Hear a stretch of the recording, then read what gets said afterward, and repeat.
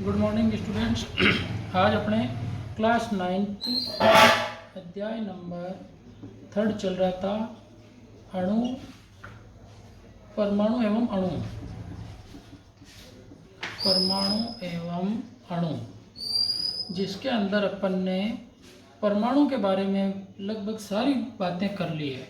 Atom and molecule, atom and molecule, इनके बारे में अपन ने परमाणु के बारे में एटम के अंदर पूरी डिटेल से बात कर ली कि एटम क्या होता है एंड ये किस प्रकार से इसकी खोज हुई थी, ये किस किस प्रकार के सिद्धांतों पर आधारित था, है ना। इन सब के बारे में अपन ने बात कर ली थी परमाणु के बारे में। तो परमाणु के बाद में आज अपन शुरू करेंगे अपने कि परमाणु के बारे में जॉन डाल्टन का सिद्धांत पढ़ लिया था अपन ने, जॉन डाल्टन। इसके अलावा रासायनिक संगठन के 2 नियम पढ़ लिए थे, द्रव्यमान संरक्षण, स्थिर अनुपात का नियम, ये सारी चीज़ें अपन ने पढ़ ली थी। आज अपन इसके आगे शुरू करते हैं परमाणु के अंदर। पिछली क्लास में अपन ने परमाणु द्रव्यमान के बारे में भी बात कर ली। परमाणु द्रव्यमान, एटॉमिक मास, इसके बारे में पूरी बात कर ली थी कि लगभग सभी तत्वों का द्रव्यमान तो क्या होता है, डबल होता है, लेकिन कुछ एक अपवाद 10-15 तत्वों के नाम परमाणु द्रव्यमान भी लिखवाए थे मैंने। जैसे हाइड्रोजन का आपके कितना होता है, 1 होता है। ऑक्सीजन का कितना होता है, 16 होता है ना। नाइट्रोजन का 14 होता है। सोडियम का 23 होता है ना। ये सारी चीज़ें अपन ने बात कर ली थी। सोडियम का 23 होता है, क्लोरीन का 35.5 होता है। तो इस प्रकार से अपन ने मैंने बता दिया था आपको पिछली क्लास तक। आज अपन इसके आगे की बातें करेंगे, जिसके अंदर पढ़ेंगे कि आगे आप किस किस प्रकार के परमाणु के बारे में या अणु के बारे में पढ़ेंगे, उनके बारे में। तो आप परमाणु के बारे में तो अपन ने बात कर ली। आज अपने अगला टॉपिक है अणु, इसके बारे में बात करते हैं अपन। अणु, परमाणु की पूरी बात कर ली है अपन ने इस चैप्टर में। अब है आपका अगला टॉपिक अणु। अणु को अपन किस प्रकार से समझ सकते हैं। तो परमाणु क्या होता है, आपके अविभाज्य और सूक्ष्मतम कण है। और अधिकांश तत्वों में परमाणु क्या होता है, स्वतंत्र रूप से अस्तित्व में नहीं रह पाते हैं। क्या होते हैं, जो परमाणु अणु है, ये परमाणु है, वो स्वतंत्र अस्तित्व में नहीं रह पाते हैं। तो परमाणु क्या बनाते हैं, आपके परमाणु जुड़कर क्या बनाते हैं, परमाणु आपके क्या बनाते हैं, या तो अणु बनाते हैं या फिर आपके क्या बनाते हैं, ये आयन बनाते हैं, है ना। ये 2 चीज़ बनाते हैं परमाणु, अणु। अणु या आयन, ये क्या होते हैं। अब अणु और आयन क्या होते हैं, ये अणु, ये अणु या आयन, ये अणु या आयन अत्यधिक संख्या में, मतलब बहुत से जुड़कर अत्यधिक संख्या में पुंजित, या फिर अत्यधिक संख्या में जुड़कर या पुंजित होकर, पुंजित के कोष्टक में लिख दे रहा हूं मैं आपके, जुड़कर वह द्रव्य का मतलब क्या होगा, पदार्थ बनाते हैं, पदार्थ बनाते हैं। अत्यधिक संख्या में जुड़कर पदार्थ बनाते हैं। आगे बात समझ में, जिसे हम देख सकते हैं, छू सकते हैं। पदार्थ के बारे में अपने फर्स्ट चैप्टर में पढ़ लिया कि परमाणु जुड़कर क्या बनाते हैं, या तो अणु बनाते हैं या फिर आपके आयन बनाते हैं। और ये अणु और आयन दोनों जुड़कर अत्यधिक संख्या में जुड़कर क्या बनाते हैं, आपके पदार्थ का निर्माण करते हैं। क्या बनाते हैं, पदार्थ। तो अपन इसके बारे में पढ़ेंगे, अणु के बारे में। आगे बात, परमाणु जुड़कर अणु बनाते हैं। अब अणु होता क्या है, अणु क्या चीज़ है, इसके बारे में बात करते हैं। सिंपल सी बात अपन बात करें तो अणु को अपन साधारणतः क्या कह सकते हैं, ऐसे दो या दो से अधिक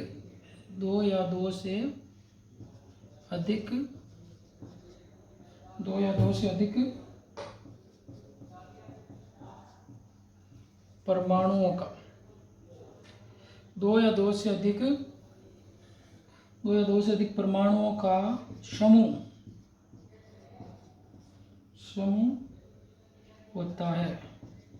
अणु क्या है, 2 या 2 से अधिक परमाणुओं का समूह होता है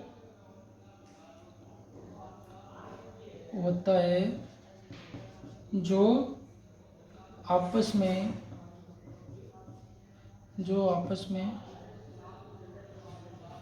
आपस में रासायनिक बंध द्वारा, आपस में किससे जुड़ते हैं, रासायनिक बंध द्वारा जुड़े होते हैं, जो रासायनिक बंध द्वारा जुड़े हुए होते हैं। इन्हें अपन क्या कहते हैं? जुड़े हुए होते हैं, या फिर ये है परस्पर आकर्षण। ये परस्पर आकर्षण बल के द्वारा जुड़े होते हैं। तो उससे अपन क्या कहेंगे? परमाणु कहते हैं। तो अणु की परिभाषा क्या हो गई आपके? दो या दो से अधिक परमाणु। दो या दो से अधिक परमाणुओं का समूह होता है, जिसमें क्या होता है? जुड़े हुए होते हैं दो या दो से अधिक परमाणु जुड़े हैं, जो आपस में रासायनिक बंध द्वारा या तो किसी केमिकल बॉन्ड के द्वारा जुड़े रहेंगे।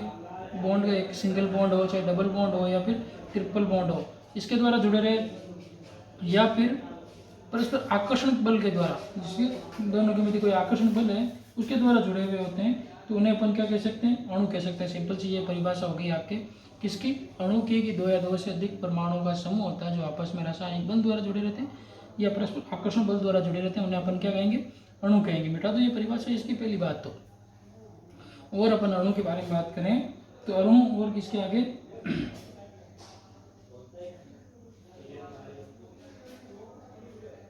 इसके अलावा अपन इसको कह सकते हैं कि तत्व। इसके अलावा भी अपन इसको और अणु को किसी भी अणु को परिभाषित करने के लिए कह सकते हैं कि अणु को किसी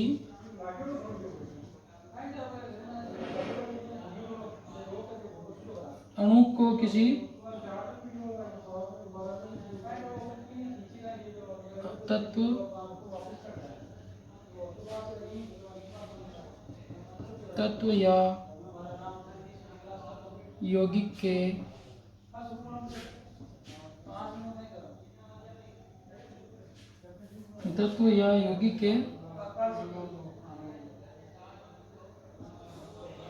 के उस सूक्ष्मतम कण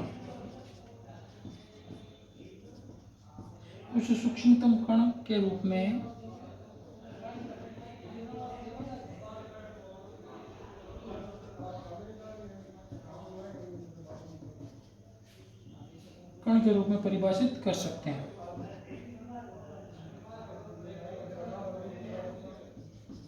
कि मतलब कोई तत्व है या फिर यौगिक है, जैसे यौगिक है उसके अंदर जुड़े हुए हैं, तो सूक्ष्मतम कण के रूप में परिभाषित कर सकते हैं, जो स्वतंत्र रूप से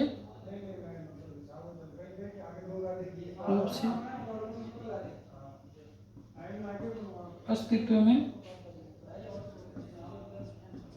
रह सकता है। स्वतंत्र अस्तित्व के रूप में रह सकता है, उसको अपन क्या कह सकते हैं? अणु कह सकते हैं। कि अणु को अपन किसी तत्व या यौगिक, तत्व की परिभाषा अपन ने पढ़ ली, एक ही प्रकार के परमाणुओं का समूह तत्व कहलाता है। यौगिक मतलब दो, एक या एक से अधिक तत्वों को निश्चित अनुपात में मिलाते हैं तो वो क्या कहलाता है? यौगिक कहलाता है। तो उसके सूक्ष्मतम कण के रूप में परिभाषित कर सकते हैं अणु को। इसके आगे अपन बात करें कि एक ही तत्व के परमाणु या भिन्न भिन्न तत्वों के परमाणु संयोग करके किसका निर्माण करते हैं? या तो एक ही तत्व के परमाणु या भिन्न भिन्न तत्वों के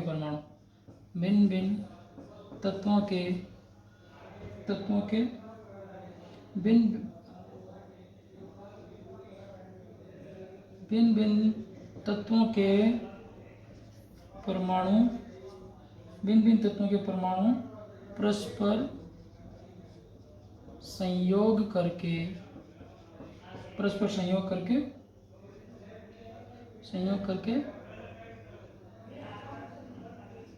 अणु बनाते हैं।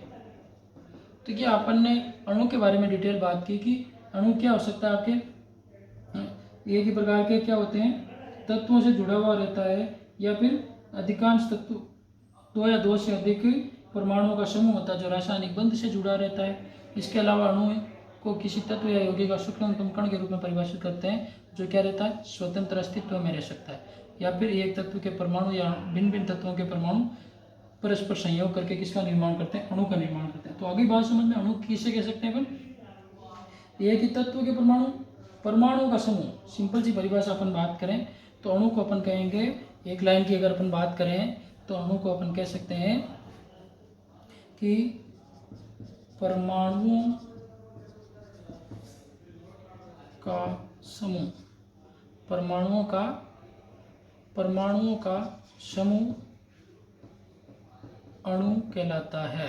ये अपन कह सकते हैं, परमाणुओं का समूह क्या कहलाता है आपके, अणु कहलाता है। दो या दो से अधिक परमाणुओं का समूह, उसे अपन अणु कह सकते हैं। अब इसके आगे अपन बात करें परमाणु के बारे में, तो तत्वों के, अलग अलग तत्वों के अणु हो सकते हैं, उनके बारे में बात करते हैं। ये तो अभी अणु की परिभाषा की, दो या दो से अधिक परमाणुओं का समूह, से क्या कहेंगे अपन, दो या दो से अधिक परमाणुओं का समूह अणु कहलाता है। सिंपल सी एक लाइन में परिभाषा की बात करें अपन तो दो या दो से अधिक परमाणुओं का समूह क्या कहलाता है आपके, अणु कहलाता है। अब इसके आगे अपन बात करते हैं कि अणु और तत्व के अणु के बारे में, तत्व की परमाणुता के बारे में। तो अगला है आपके तत्वों के अणु। परमाणुता क्या होती है, अणु क्या होते हैं, इनके बारे में बात करेंगे। तो तत्वों के अणु, एक ही तत्व, किसी तत्व के अणु एक ही प्रकार के परमाणु का से जुड़े हुए होते हैं। मतलब किसी तत्व के अणु हैं वो एक ही प्रकार के क्या हैं, तत्वों से जुड़े रहेंगे। जैसे अगर अपन बात करते हैं आर्गन ले लो आप, हीलियम ले लो इत्यादि, जैसे अनेक तत्वों के अणु उसी तत्व के केवल एक परमाणु से निर्मित होते हैं। मतलब क्या हो गया, अणु किससे निर्मित हो गया, एक ही तत्व के परमाणु से ज़्यादातर निर्मित होते हैं। जैसे कुछ तत्वों, ऑक्सीजन के दो अणु जुड़, ऑक्सीजन अणु दो परमाणु से बनता है, इसीलिए इसे क्या कहते हैं, अपन द्विपरमाणु कहते हैं। मतलब जैसे आपके हीलियम है, हीलियम को अपन इस प्रकार से लिखते हैं, ऑक्सीजन को अपन लिखते हैं इस प्रकार से O2, है ना। नाइट्रोजन को अपन इस प्रकार से लिखते हैं N2, है ना। तो ये क्या है आपके, इनकी अपन बात करें तो ये आपके क्या है, इनके द्विपरमाणु अणु, ये एक परमाणु अणु कह सकते हैं अपन इसको।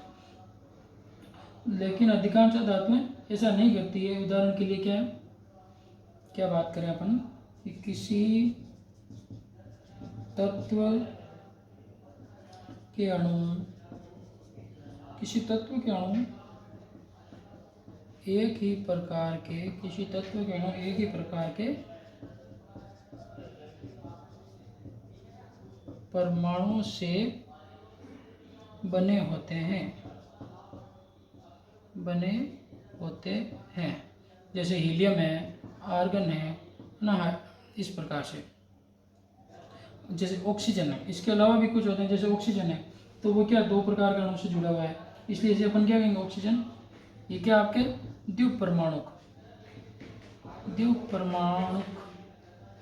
ऑक्सीजन क्या हो गया आपके द्विपरमाणुक अणु हो गया। क्योंकि इसमें द्विपरमाणु क्यों, क्योंकि इसके अंदर दो जुड़े हैं, तो स्वतंत्र अस्तित्व के लिए। इसी प्रकार ये देखिए कोई तीन प्रकार के हैं, जैसे O3 है, उसको अपन क्या कहेंगे, अपन दो के स्थान पर अगर तीन जुड़ा हुआ, तीन ऑक्सीजन होंगे, तीन ऑक्सीजन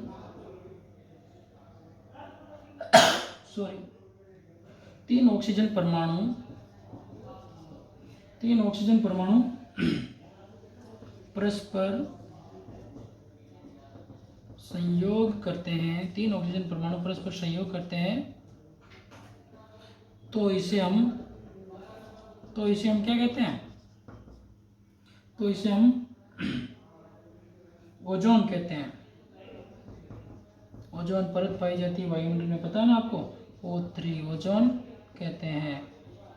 तो ये भी ध्यान रखें, दो है तो उसकी परमाणुकता, तीन है तो ये, इसको अपन क्या कहते हैं, अणु कहते हैं। अब परमाणुकता किसे कहेंगे, अगली बात समझ, इसके अंदर तो एक ही अणु, एक ही प्रकार अणु एक ही प्रकार के परमाणु से जो बने हुए होते हैं। इसके अंदर दो है तो ये द्विपरमाणु, इसको अपन ओजोन कहेंगे। तो O3 है तो जैसे N2 है तो N2 की द्विपरमाणु अणु है। बात करते हैं, इससे पहले अपन बात करते हैं परमाणुकता के बारे में। एक परिभाषा लिखते हैं अपन, परमाणुकता।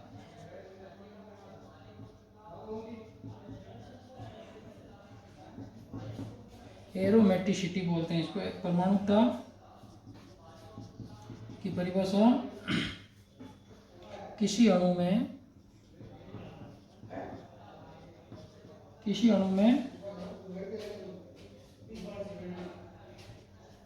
अणु की संरचना में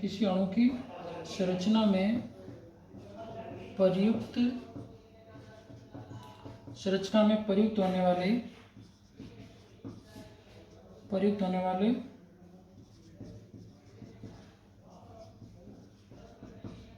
किसी अणु की संरचना में प्रयुक्त होने वाले परमाणुओं की संख्या को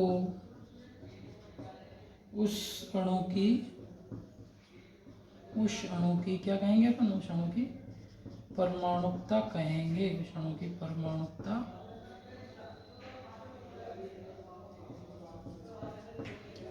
परमाणुकता कहते हैं। आगे बात समझ में कि दो या दो से अधिक किसी अणु की संरचना में प्रयुक्त होने वाले परमाणुओं की संख्या को उस अणु की क्या कहेंगे? परमाणुकता। जैसे ऑक्सीजन की परमाणुकता क्या होगी? जैसे एग्जाम्पल की बात करें अपन तो O2 है, तो ये ऑक्सीजन की परमाणुकता क्या होगी? द्विपरमाणुक। आगे बात समझ में, क्योंकि इसमें दो अणु जुड़े हुए हैं, तो ये परमाणुकता होगी। अब इसके बाद में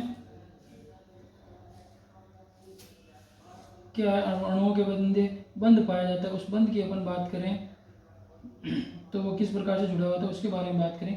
कि अगर अब मैं आपको परमाणुकता के बारे में लिखवाता हूँ कुछ अणुओं की परमाणुकता। आगे बात सुनो, परमाणुकता की परिभाषा किसी अणु के संरचना में प्रयुक्त होने वाले परमाणुओं की संख्या को उसकी एग्जाम्पल के लिए O2 की परमाणुकता 2 है, उसी प्रकार N2 की परमाणुकता कितनी है? द्विपरमाणुक है। अभी मैं लिखवा देता हूँ 5-7 तत्वों की जो परमाणुकता है, बहुपरमाणुक है, द्विपरमाणुक है, इस प्रकार से। परमाणुकता के अंदर सबसे पहले नाम लिख देता हूं, फिर उसके बाद में उसकी परमाणुकता। ये तो तत्व का नाम हो गया और ये आपके परमाणुकता।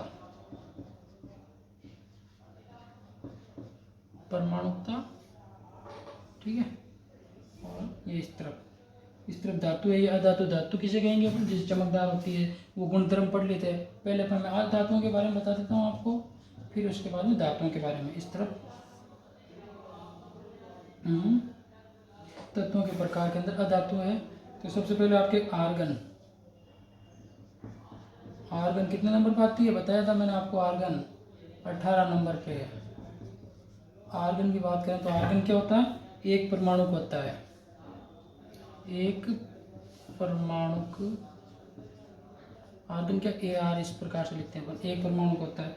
उसी प्रकार और बात करें अपन एक परमाणु की तो हीलियम कितने नंबर पर आता है? 2 नंबर पे He। ये क्या आपके? ये भी आपके एक परमाणु का है, एक परमाणु। अब और बात करें अपन ऑक्सीजन की, अभी अपन ने बात की ऑक्सीजन कौन सा होता है? द्विपरमाणु होता है ना ऑक्सीजन, O2। तो ये किस में होता है? आपके दो अणु जुड़े हुए हैं तो द्विपरमाणुक। और बात करें अपन ऑक्सीजन के अलावा हाइड्रोजन की, कितने नंबर पे हाइड्रोजन? 1 नंबर पे। ऑक्सीजन कितने पे? 8 पे। तो हाइड्रोजन कितना आपके? H2 इस प्रकार से लिखते हैं हाइड्रोजन को भी, H2। ये भी क्या होता है आपके? द्विपरमाणु होता है। ये सभी क्या है? अधातु हैं। इसके अलावा हाइड्रोजन के अलावा नाइट्रोजन की बात करें अपन, नाइट्रोजन, तो नाइट्रोजन क्या है? N2। ये क्या होता है? नाइट्रोजन भी आपके द्विपरमाणु होता है। नाइट्रोजन भी द्विपरमाणु। इसके अलावा आपके नाइट्रोजन के अलावा क्लोरीन Cl2, ये भी क्या है आपके? द्विपरमाणु है। और इसके अलावा अपन बात करें तो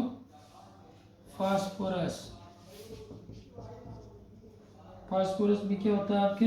चतुर्परमाणु होता है, P4 इस प्रकार से आता है। ये चतुर्परमाणु क्या होता है? चतुर्परमाणु होता है ये। आगे बात समझ में, और इसके अलावा नीचे दिख रहा होगा आपको, लिख दे रहा हूँ एक और, सल्फर फॉस्फोरस के अलावा सल्फर, सल्फर होता है S8 आता है ये ना, बहु परमाणु होता है। तो ये परमाणुकता के धातुओं की परमाणुकता बताई मैंने आपको। सबसे पहले आर्गन की Ar एक परमाणु, हीलियम एक परमाणु, ऑक्सीजन द्विपरमाणु होता है, हाइड्रोजन द्विपरमाणु होता है, नाइट्रोजन द्विपरमाणु होता है, क्लोरीन द्विपरमाणु होता है, फास्फोरस चतुष्परमाणु होता है, सल्फर बहुपरमाणु होता है S8। ये अधातुओं की बात हुई। अगर अपन अब मैं और बताता हूँ आपको धातुओं के बारे में। आगे परमाणुकता की मतलब ये जितने हैं, जैसे यहाँ पे 4 है तो चतुर्परमाणु, 8 हो गए बहुपरमाणु है ना, 2 है तो 2 परमाणु, 1 है तो 1 परमाणु, इस प्रकार से। और आगे बात करते हैं अपन इसके।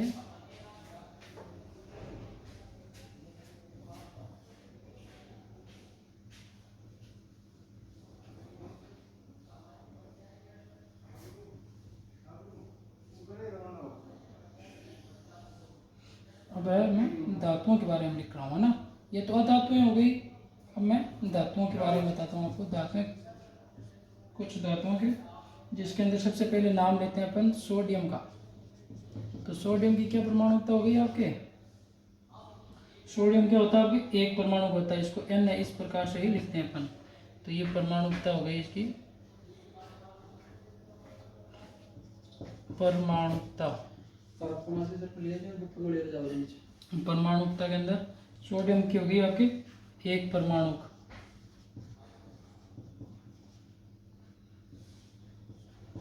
फिर दूसरा है सोडियम के बाद में आयरन, Fe। आयरन भी क्या होता है आपके? एक परमाणु होता है। इसके अलावा और बात करें अपन एल्यूमिनियम की, एल्यूमिनियम, एल्यूमिनियम भी क्या होता है आपके? Al, एक परमाणु होता है।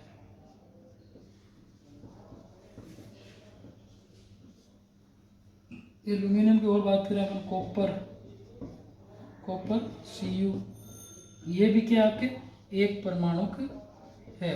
तो इस प्रकार से मैंने आपको ये परमाणुकता के बारे में बताया कि एक परमाणु, द्विपरमाणु और कौन कौन से किस किस प्रकार के होते हैं, एक परमाणु, द्विपरमाणु।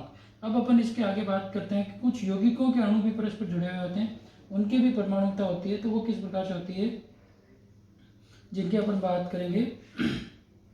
फिर उसके बाद में अपन आयन के बारे में भी बात करेंगे, ठीक है ना।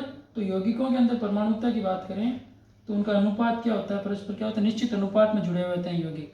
परमाणुकता आ गई समझ में धातुओं की और अधातुओं की। ध्यान रखें आप, एक नंबर का क्वेश्चन पूछ लेता है, ऑक्सीजन की कितना परमाणु होता है? 2 परमाणु। नाइट्रोजन कितने द्विपरमाणु? हीलियम एक परमाणु। इस प्रकार से एक एक नंबर का क्वेश्चन बनता है, तो जो मैंने आपको लिखवा दी। अब इसके आगे अपन बात करते हैं तत्वों के अणु हो गए। अब अपन याद बात करते हैं यौगिकों के अणु। यौगिकों के अणु, कुछ यौगिकों की जो अपन ने निश्चित अनुपात नियमों में पढ़ा था, उसी प्रकार क्या होता है, भिन्न भिन्न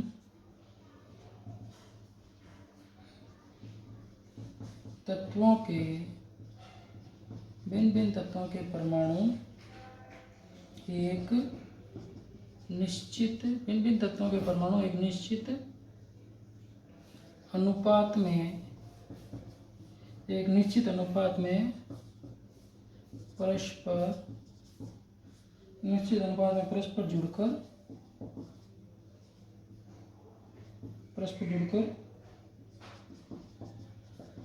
यौगिकों के अणु निर्मित करते हैं, यौगिकों के अणु को बनाते हैं ना। जैसे कुछ यौगिकों की मैं एग्जांपल बताता हूँ आपको, मिटा दूँ। ये तो तत्वों के अब क्या हो गए, एक ही प्रकार के तत्व, एक ही प्रकार के परमाणु मिलकर एक अणु बनाते हैं, या अलग अलग प्रकार के भिन्न भिन्न तत्वों के भी अणु बना सकते हैं। परमाणुकता पढ़ ली। अब यौगिकों के अणु क्या होते हैं, भिन्न भिन्न तत्वों के परमाणु एक निश्चित अनुपात में जुड़कर क्या यौगिक का अणु बनाते हैं। अब मैं अणु यौगिकों की एग्जाम्पल बताता हूँ आपको कि कौन कौन से यौगिक एक सारणी के द्वारा। जैसे सबसे पहले यौगिक की बात करें अपन,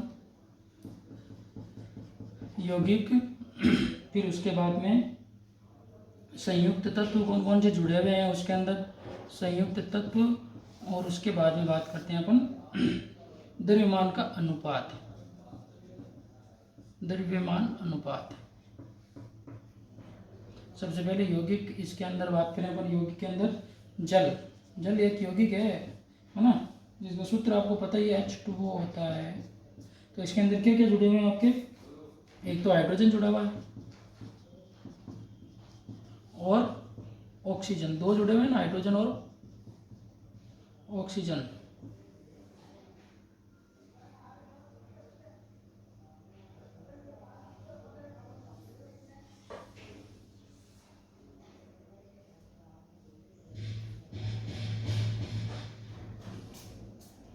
संयुक्त तत्व सबसे पहले जल, जिसके अंदर क्या है, हाइड्रोजन और ऑक्सीजन जुड़े हैं। उस जल के अंदर हाइड्रोजन और ऑक्सीजन का अनुपात क्या है, मैंने बताया था आपको स्थिर अनुपात के नियम के अंदर कि जल का अनुपात क्या होता है, H2O। कैसे होता है ये, हाइड्रोजन के अणु कितने जुड़े हुए हैं, 2, और ऑक्सीजन का 1। हाइड्रोजन का परमाणु भार कितना होता है, 1, तो 1 और 1 होता है हाइड्रोजन के 1, तो यहाँ पर 2 अणु है तो 2, और ऑक्सीजन का कितना होता है, 16 होता है। तो इसका क्या होगा, 2:16 हो गया। इसको अपन काटते हैं तो 1 अनुपात क्या हो गया, 8। तो इसका अनुपात क्या हो गया, जल के अणु का 1:8 होता है तत्वों का, यौगिक के अणुओं का। दूसरी बात करें जल की हो गई। इसके अलावा अपन बात करते हैं आपके अमोनिया की बात करें। अमोनिया का सूत्र क्या होता है आपको पता है सभी को, NH3। इसमें क्या जुड़ा हुआ है, एक तो आपके नाइट्रोजन जुड़ी हुई है और दूसरी आपके हाइड्रोजन जुड़ी हुई है। और इसका अनुपात क्या होता है, उसी प्रकार जैसे जल का अणु को निकाला अपन ने, नाइट्रोजन का अणु कितना, NH3, नाइट्रोजन का 1 है और जल के 3 है। नाइट्रोजन का होता है आपके 14, हाइड्रोजन का 3 × 1 कितना हो गए, 14:3। तो इसका अनुपात क्या रहेगा आपके, 14:3। दूसरी बात करें अपन अमोनिया के अलावा कार्बन डाइऑक्साइड की बात करें, कार्बन डाइऑक्साइड का सूत्र हो गया CO2। अब CO2 के अंदर क्या होता है, एक तो कार्बन पाई जाती है और दूसरी आपके ऑक्सीजन, कार्बन और ऑक्सीजन। इसका अनुपात क्या रह जाएगा आपके, ये इसी प्रकार अपन निकालें इसका अनुपात। तो कार्बन का परमाणु भार कितना होता है, CO2, कार्बन का हो गया 12, ऑक्सीजन का कितना हो गया आपके 16 × 2 कितना हो गया आपके 12:32। इसको अगर अपन काटें तो ये कितने में कट जाएगा आपके, इसको अपन काटेंगे 2 से काटेंगे तो ये कितना हो गया आपके, इसका 6 हो गया, इसका कितना हो गया 16, और 2 से काटेंगे तो इसका 3 हो गया, इसका क्या हो गया 8। अब इसके आगे ये नहीं कटेगा तो इसका अनुपात क्या हो गया आपके 3:8। तो इस प्रकार से ये क्या हो गया, यौगिकों के अणु का निश्चित अनुपात हो गया। जल एक अणु है, ये यौगिक है, अमोनिया एक यौगिक है, कार्बन डाइऑक्साइड एक यौगिक है, इस प्रकार से। तो हाइड्रोजन और ऑक्सीजन हो गया 1:8, नाइट्रोजन इसका जल का, अमोनिया का हो गया नाइट्रोजन और हाइड्रोजन 2 तत्व पाए जाते हैं इसके अंदर जुड़े हुए हैं। अनुपात क्या होगा 14:3। इसके अलावा आपके कार्बन डाइऑक्साइड, कार्बन और ऑक्सीजन 3:8। तो इस प्रकार से ये आपके जुड़े हुए रहते हैं, जिसके अंदर अपन ने बात कर ली आपके तत्वों के बारे में बात कर ली और यौगिकों के बारे में बात कर ली। इसके आगे अपन और बात करते हैं कि आयन क्या होते हैं ना, तो और यौगिकों के बारे में हो गया आपके। अब अपन बात करें इसके अलावा आयन के बारे में बात करेंगे, तो आयन वो किस प्रकार से जुड़े हुए होते हैं, जिसके बारे में अपन अगली क्लास में बात करेंगे आयन के बारे में। ओके, यहाँ तक जहाँ तक पढ़ा अपन ने इसका। Okay, good luck. आयन के बारे में अपन अगली क्लास में बात करेंगे। ओके, गुड लक, धन्यवाद आप सभी का।